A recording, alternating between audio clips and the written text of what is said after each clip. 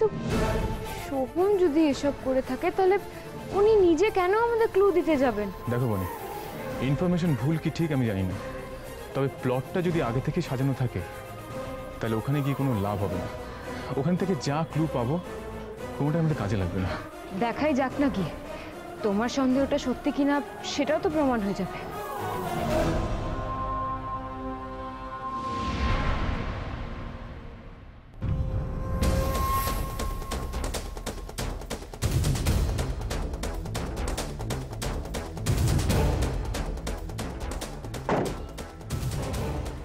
গৃহভূত, সোহম তো এই কল সেন্টারের অ্যাড্রেসটাই দিয়েছিল।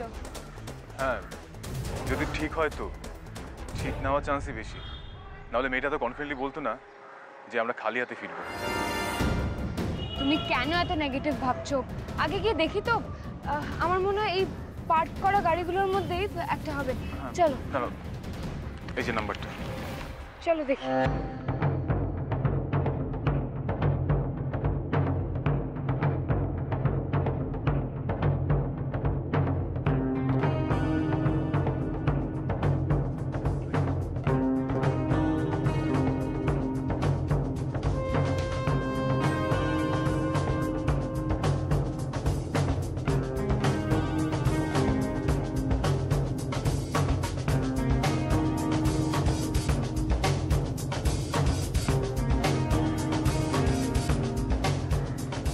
এসো, চলো ওই দিকটা দেখি। বনি, তুমি বেকার খোঁজাখুঁজি করছো। আমি তো বলছি এই নাম্বারে কোনো গাড়ি এখানে তুমি পাবে না। তুমি দেখলে আমার সন্দেহটাই ঠিক হলো, ওই মেয়েটাকে আবার কেউ বাঁচিয়ে দিয়েছে। তুমি কি সোহমকে সন্দেহ করছো? সন্দেহ করতে মন চাইছে না, কিন্তু কি করব, যে তিনজন আমাদের প্ল্যান জানছো তার মধ্যে সোমও রয়েছে। না না গৃহভূত, আমাদের ভাবনায় কোথাও ভুল হচ্ছে। যে মানুষটা এইভাবে আমার পাশে থেকেছে, তোমাকে যখন আমি পাগলের মতো খুঁজছিলাম তখন সোহম নিজে আমাকে ব্যাংকক নিয়ে গেছিল। এমনকি ব্যাংকক থেকে ফিরে আসার পর উনি তো পারতেন আমাকে ছেড়ে গিয়ে নিচে ফ্যামিলির কাছে ফিরে যেতে, কিন্তু উনি জাননি গৃহভূত, যেই মানুষটা এইভাবে আমার পাশে থেকেছে সে আমার ক্ষতি কেন চাইবে? জানি না বনি, আমি সত্যি জানি না। এই প্রশ্নটা তো আমারও। এই জায়গায় যদি তোমার বাবা হতো তাহলে আমি বিশ্বাস করে নিতাম, কারণ তুমি ওনার মেয়ে হওয়া সত্ত্বেও উনি তোমার সাথে অনেকবার বিশ্বাসঘাতকতা করেছেন। এমনকি আমাদের আলাদা করে দেওয়ার জন্য ও তোমার বিরুদ্ধে পারুলকেও ব্যবহার করতে দুবারও ভাবেননি। কিন্তু সোহম যে সবসময় তোমার পাশে থেকেছে, যে কিনা নিজের হাতে তোমাকে আমার হাতে তুলে দিয়েছেন, তিনি কিনা। সেই জন্যই তো বলছি গৃহভূত, এই মানুষগুলো আমার সবচেয়ে দুঃখের দিনে আমার পাশে থেকেছে। এদেরকে আমি চোখ বন্ধ করে ভরসা করতে পারি। এরাই যদি বিশ্বাস ভেঙে দেয় তাহলে তো আমি কোনোদিনও কোনো মানুষকেই ভরসা করতে পারবো না। এইভাবে অবিশ্বাসের দুনিয়া আমি বাঁচবো কি করে গৃহভূত? দেখো বনি, ভাবতে আমারও কষ্ট হচ্ছে, কিন্তু কি করব, পরিস্থিতি আমাকে ভাবতে বাধ্য করছে। আর এই তিনজন ছাড়া তো আমাদের এই প্ল্যানটা কেউ জানতো না। তাহলে কচিদাকে তো আমি ভাবতেই পারি না, কিন্তু সোহম কি সত্যি আমার সাথে এটা করতে পারে? কি করে সম্ভব এটা?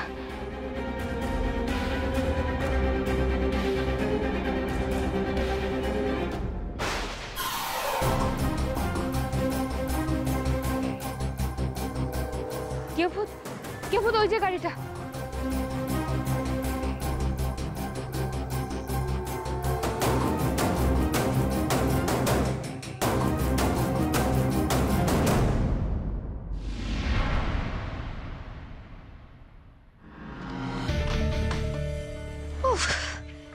আজ আমার শান্তি।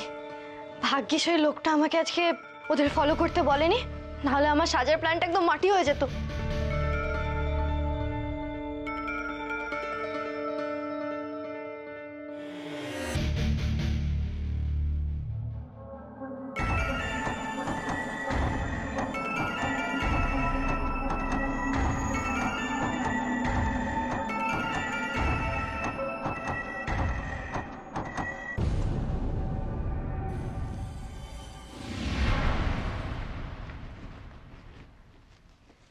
ওয়াও, বনের গাউনগুলো কি দামি! তো আমি তো বনি, তাহলে এগুলো এখন থেকে আমারই। এই রোজ রোজ চাকরের মতো শাড়ি পরে থাকা আর গৃহবোধ করে করে আমি টায়ার্ড হয়ে গেছি। আমি এখন নিজের খুশিতে সাজবো।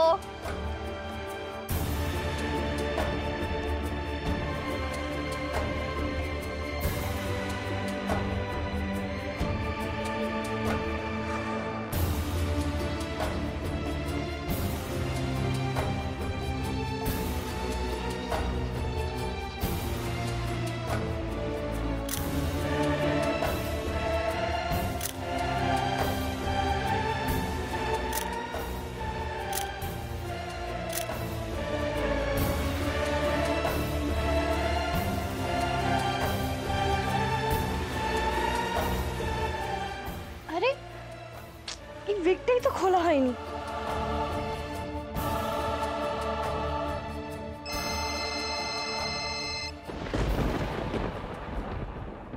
বলো মালিনীদি। আরে কি খবর তোর? কেমন আছিস? ঠিক আছিস তো? আমি একদম বিন্দাস আছি। আরে কাল রাতে থেকে খুব টেনশনে আছি জানিস তো। তুই যে কি পাগলামো করছিস আমি বুঝতে পারছি না। খুব ভয় আছি, তুই যদি ধরা পড়ে যাস কি হবে বলতো? डोंट वरी मालिनी, मुंह को पकड़ना मुश्किल ही नहीं नामुमकिन है। সত্যি তুই পারিসও বটে। শোন, দরকার হলে মৌ। হ্যালো, কি গো? হ্যালো মালিনী দি, হ্যালো। কি হলো? ফোনটা তো কাটেনি, তাহলে মালিনী দি সাড়া দিচ্ছে না কেন? ওইভাবে ডাকলো কেন আমাকে? কি হয়েছে মালিনী দির? হ্যালো হ্যালো মালিনী দি, হ্যালো।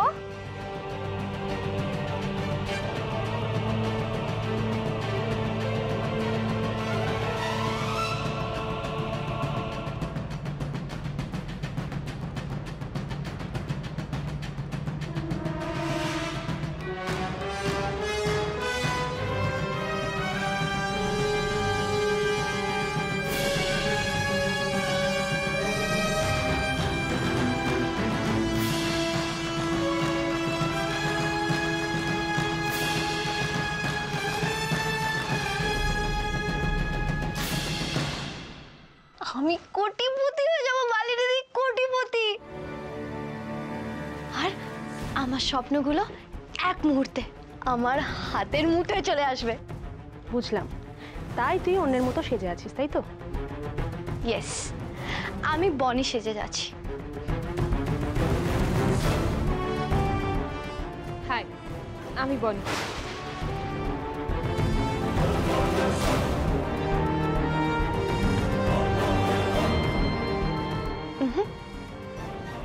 এখন তো আমি বনি, আমি বনি।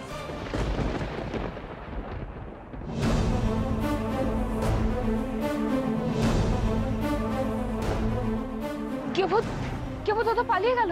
চলো।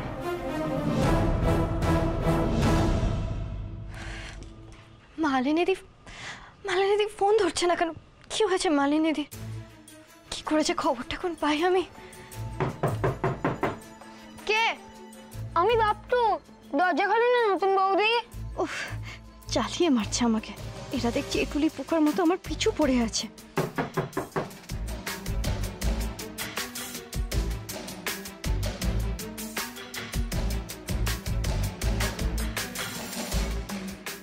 কি দরকার? তুমি এটা কি বলছো নতুন বৌদি? তোমাকে কি সুন্দর লাগছে। তোর কি দরকার সেটা আগে বল।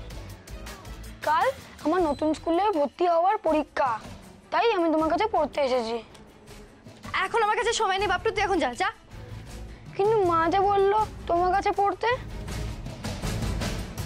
এখন না বলা মানে তো এই আবার ইয়ান্না কাকিকে লাগাবে, আর অমনি কাকি আর ওই মিনু এসে হাজির হবে কীর্তন শোনাতে।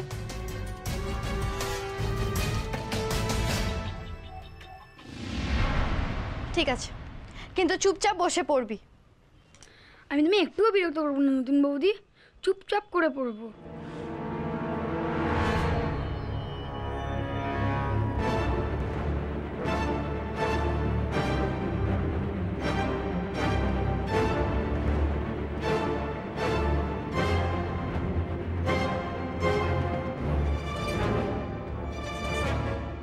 মালিনী দিকে আর একবার ফোন করে দেখি।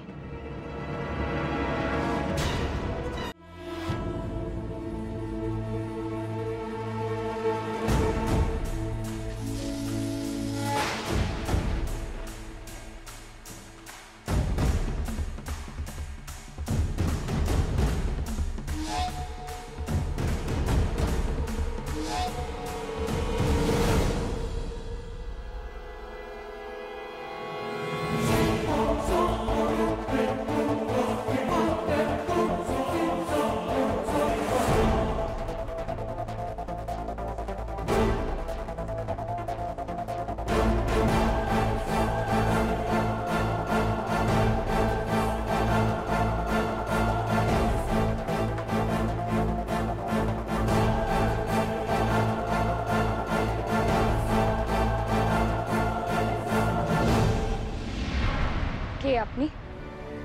মানেটা কি? আমি কে সেটা আপনাকে কেন বলতে যাব? আপনি প্রশ্ন করার কে? আপনাকে চিনি না, জানি না। তাহলে ওকে দেখে পালালেন কেন? পালাইনি তো, ভুল গাড়িতে উঠতে যাচ্ছিলাম তাই। ভুল গাড়িতে উঠে পড়েছিলেন? আবার মিথ্যে কথা। সত্যি করে বলো, আপনি কে? আপনাদের কোনো র্যাকেট আছে নাকি আপনার লক্ষ্য কোনো বিজনেস করে? বলুন, চুপ করে থাকবেন না, উত্তর দিন।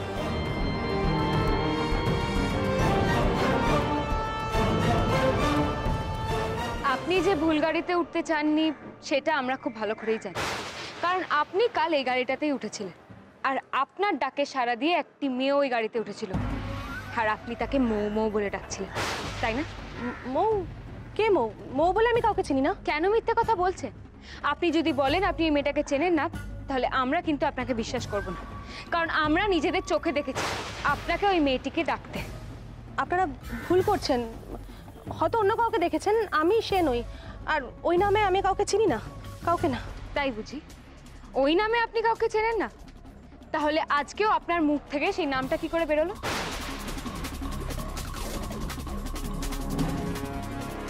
দেখুন, আপনাদের আমি চিনি না, আর আপনাদের কোনো প্রশ্নের উত্তর দিতে আমি বাধ্য নই। আমাকে প্লিজ যেতে দিন। সত্যি কথাটা বলে দিন, তাহলে যেতে দেবো। সত্যি করে বলুন, আপনি ওই মেয়েটাকে কি করে চিনলেন? উত্তর দিন, কে ওই মেয়েটা? বলুন।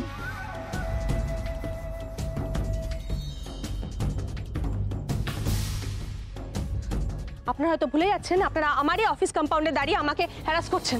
আমি কিন্তু সিকিউরিটি রাখতে পারি। তাহলে আমিও পুলিশ ডাকবো, আর বলবো সাধারণ একটা মহিলা যে কল সেন্টারে কাজ করে, সে তার বন্ধুর সাথে, ওই ফ্রড বন্ধুর সাথে একটা র্যাকেট চালাচ্ছেন।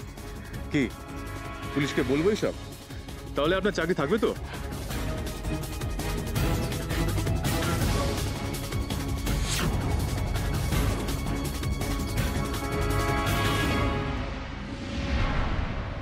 প্লিজ দয়া করে এসব করবেন না, চাকরিটা আমার খুব দরকার। আমি কিছু জানি না, আর আমি সত্যি কোনো র্যাকেট চালাই না। আপনি এই মৌ বলে মেয়েটাকে চিনলেন কি করে? আর আপনি শুধু ওকে চেনেন না, আপনি ওকে খুব ভালো করে জানেন, না হলে আমাকে দেখে এইভাবে ঘাবড়ে যেতেন না।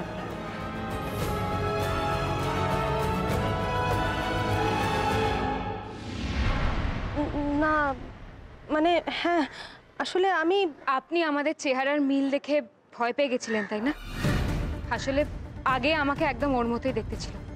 আমাদের দুজনের মুখে খুব মিল, এত মিল হয়তো যমজ বোনেদের মধ্যেও হয় না। কিন্তু আপনার মুখটা তো ওর মতো বদলে গেছে। একটা অ্যাক্সিডেন্ট হওয়ার পর আমার মুখের অপারেশন হয়, আর তারপরেই আমাকে এরকম দেখতে হয়েছে। আরও আমার মতো দেখতে হওয়ার সুযোগ নিয়ে আমার অস্তিত্ব ধার করে আমারই বাড়িতে আমি সেজে আছি।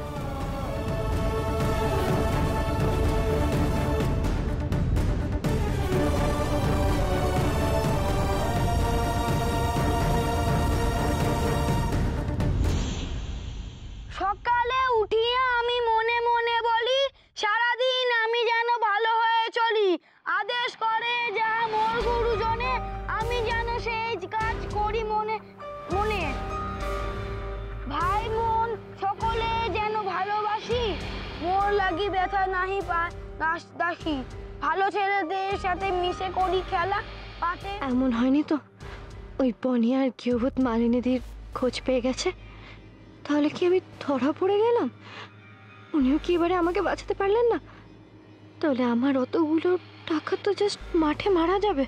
আমি আমি এখন কি করব? সারাদিন আমি যেন সকালে উঠিয়া আমি বলি মনে মনে, সারাদিন আমি যেন ভালো ভালো হয়ে চলি, আদেশ করে যেন। পড়া হচ্ছে তখন থেকে গাগ করে শাড়ির মধ্যে চিৎকার করা। বেরো বেরো এখনই ঘর থেকে বেরো।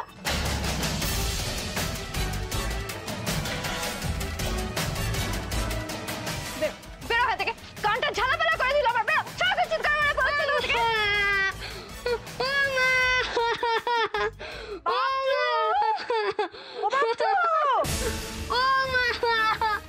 বাপটু, কি হয়েছে বাবা? কি হয়েছে? তুমি কাঁদছো কেন?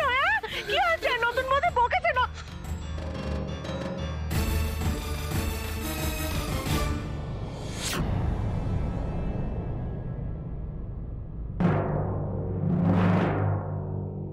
সেরেছে।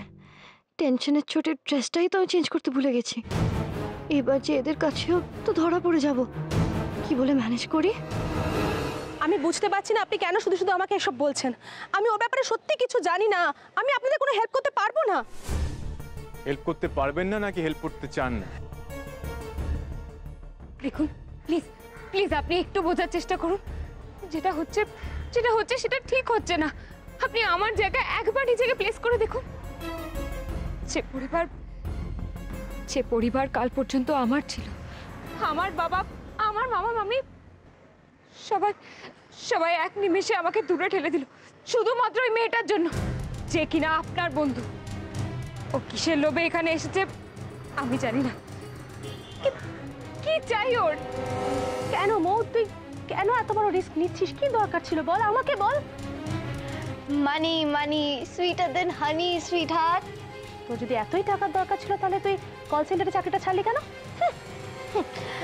কোন কল সেন্টার আমাকে কটা টাকা স্যালারি দেবে বলো?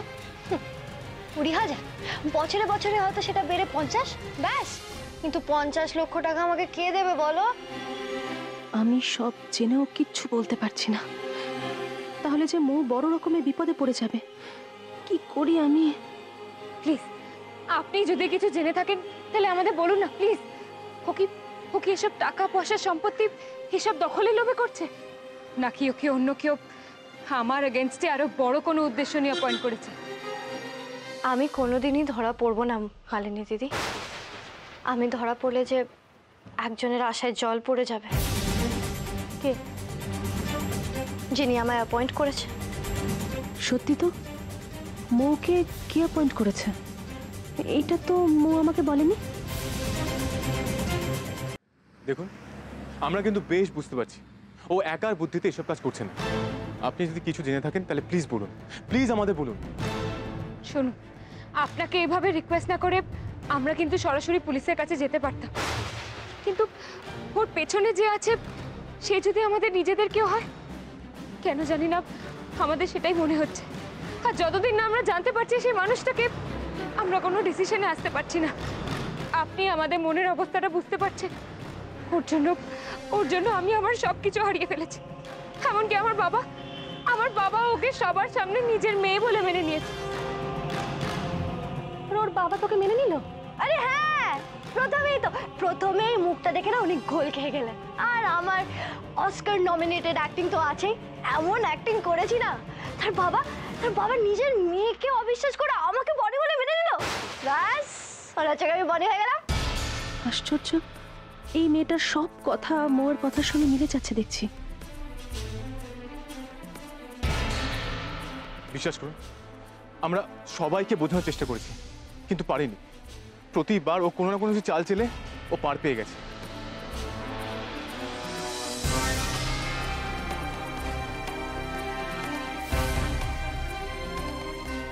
মৌ টাকার জন্য কেন এসব করছে? কেন কেন এই মেয়েটাকে এইভাবে ঠকাচ্ছে? আপনি জানেন, ও আমার হাজবেন্ডকে পর্যন্ত সর্বক্ষণ নিজের হাজবেন্ড বলে ক্লেম করছে। যদিও আমি আর আমার হাজবেন্ড দুজনেই জানিও বনি না, কিন্তু প্রমাণের অভাবে সর্বক্ষণ আমাকে নিজের অস্তিত্ব, নিজের পরিচয় সব বিসর্জন দিয়ে বাঁচতে হচ্ছে। আপনি বলুন না, একজন মানুষ হিসেবে যদি আপনার সাথে এমনটা হতো, আপনি কি পারতেন মেনে নিতে? বলুন, মেনে নিতে পারতেন আপনি? বিশ্বাস করুন, আমি আমার টাকা পয়সা সম্পত্তি সব কিছু দিতে রাজি আছি, শুধু নিজের পরিচয় আর নিজের লোকগুলোকে ফেরোচ্ছে। এইটুকু চেয়ে কি আমি অনেক কিছু ডিমান্ড করে ফেলেছি? বলুন। ও আপনাকে কিছুই ফেরত পেতে দেবে না বনি।